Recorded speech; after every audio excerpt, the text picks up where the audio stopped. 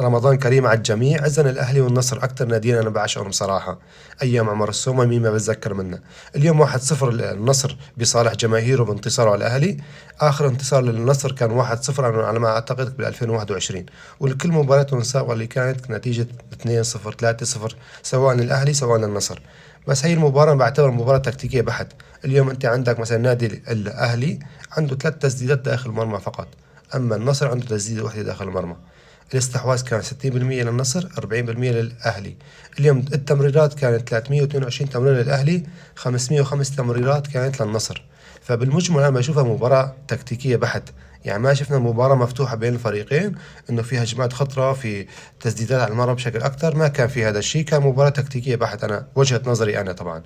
فمبروك للنصرية 1-0، هارد لك للأهلاوية، جمهوركم شي بيرفع الراس للأمانة. تحية على الجميع.